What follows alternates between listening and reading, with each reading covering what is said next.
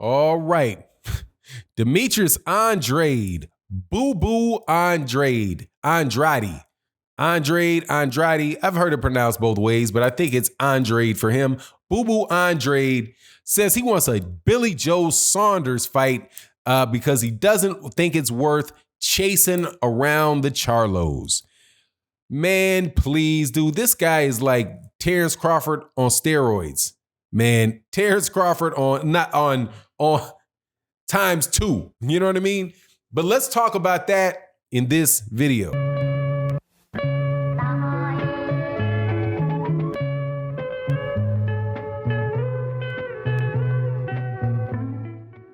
All right, welcome back to the channel. Demetrius Boo Andrade just got done beating up on Luke Keeler, something like that. I know it's Keeler, I'm just clowning. He just got done beating up on Luke Keeler whilst on a DAZN card that featured an excellent fight between 2 excellent fights, one huge fight and one very, very good solid fight. One was the good fight, you know, the excellent boxing competition was Tevin Farmer versus Jojo Diaz, 2 high-level fighters in a good back and forth exchange. I was awake and paying attention the whole fight. And then the huge one, you know, the one that is gonna move us into moving boxing in the right direction. The battle against Logan somebody and Gibb from YouTube. That one, you know, that's the fight that that was immediately before Demetrius Andrade versus Luke Keeler. Okay. Luke Keeler on Matchroom. Now, why do I point that out before I talk about the fact that Demetrius Andrade wants to fight Billy Joe Saunders? Because it demonstrates the somewhat shaky decision-making process that Demetrius Boo-Boo Andrade has. Demetrius Boo-Boo Andrade is an excellent fighter. A lot of people said that he didn't look good against Luke Keeler. I disagree. I thought that way he got that knockout, man, that 3-piece combination was something nasty to get him out. It was extremely precise. It was sharp, and it wasn't inside the box. It wasn't in here. It was out here. It was boop, boop, boop. Everyone landing flush. Everyone having power. Set it up, saw it. Man, obviously that anybody land a combination like that, man, that's a highly skilled fighter, man. Highly skilled fighter. And Luke Keeler didn't lay a glove on him. It's just that, hey, man, Demetrius Andrade is not a huge power puncher.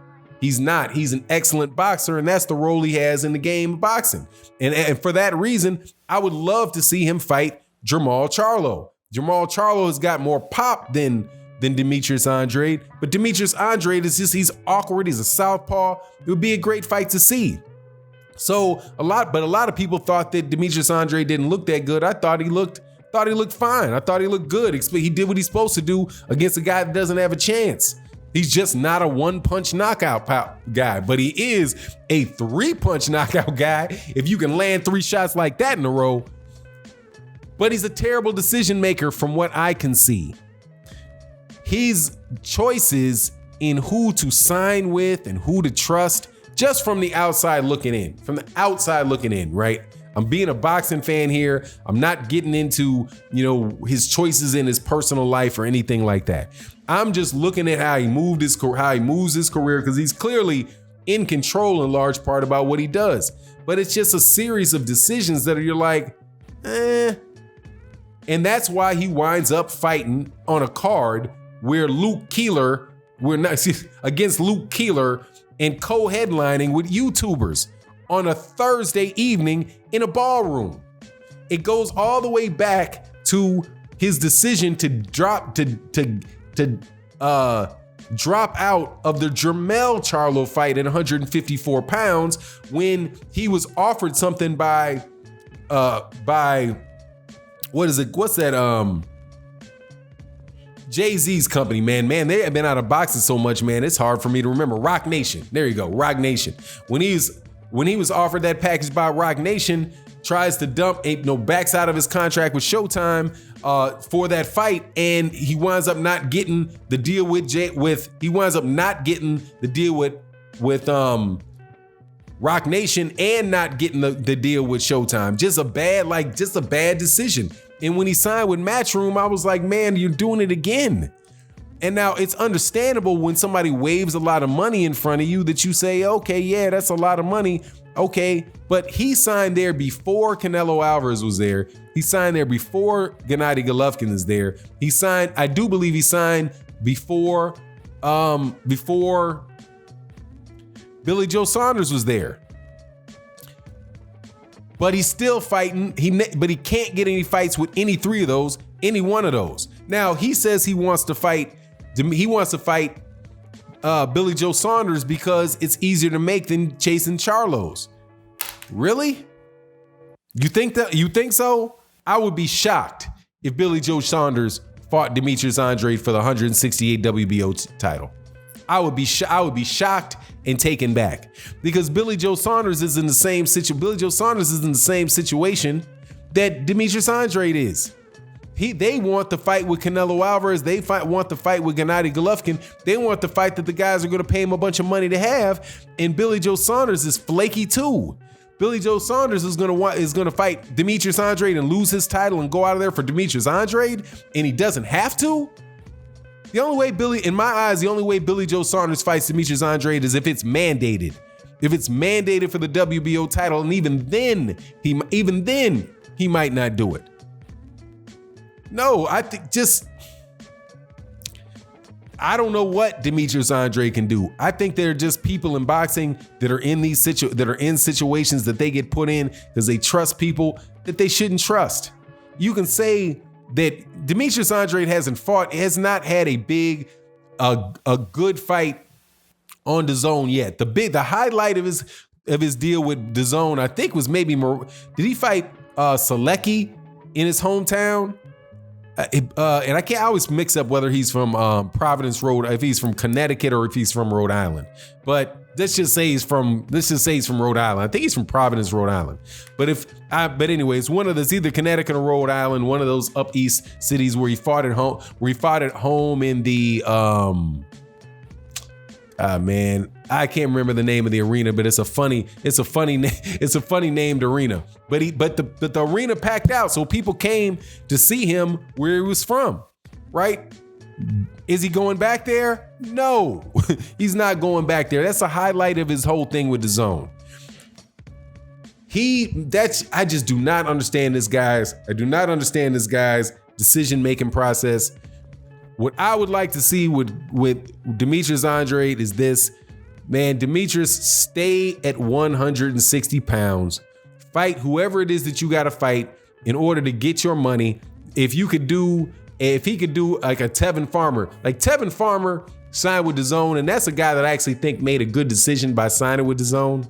And it proved it. It proved the last fight that lost to Jojo Diaz proved my theory correct. I don't think Tevin Farmer really can beat Gervonta Davis. If he fought Gervonta Davis, I think that fight goes 6 rounds. And Tevin Farmer gets beat up really, really bad.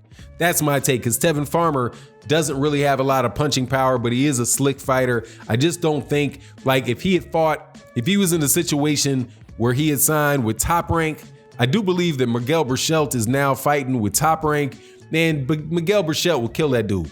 Miguel Berchelt will mop Tevin Farmer. So he got himself in a situation with DAZN where he had 5 fights in a year.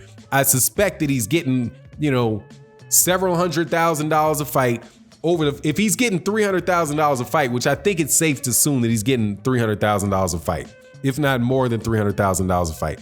5 times 3 is 1.5 million. Okay, so and then take away whatever your costs are. That's a year him walking away with a whole lot of money, and a whole lot of money that he would have never gotten if he signed with somebody that was actually going to put him with somebody that beat him. Now he lost to Jojo Diaz. You can see that a mile away, but Jojo Diaz, he has a rematch with Jojo Diaz, so he can go right back into that with Jojo Diaz. right back into it and he gets another payday.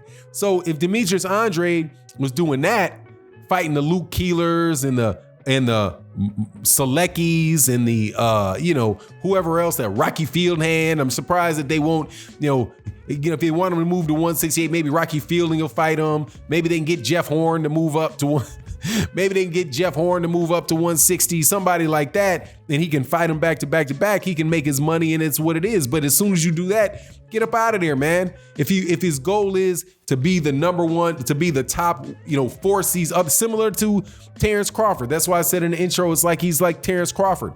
Put yourself in the situation by beating somebody that's significant where these other guys have to take you serious and have to fight you. But as long as you're beating up on tomato cans, then there's never going to be any real major push for them to fight you, because people are not going to watch you in large numbers fight tomato cans. And this whole Luke Keeler thing, everybody that showed up to that fight for Demetrius Andrade, and to see that Demetrius Andrade fight, all that stuff is going to be credited to the importance of having YouTube fighters. It's not going to be chalked up to the fact that Demetrius Andrade was on the card. Demetrius Andrade was a filler that was not completely insulted, right? So you couldn't just completely spit in the face of boxing fans, because if they had put on, which they probably wanted to do, put Demetrius Andrade ahead of before the YouTube fight, then everybody was watching on DAZN that was a boxing fan would have turned that off. And by doing that little maneuver, sticking the fight in between two people, I think they figured that they could get the YouTube people interested in watching, and they could keep interested the hardcore boxing fans who more than likely would have left right after the Demetrius Andrade fight. But all in all, man, it just seems like a bad situation.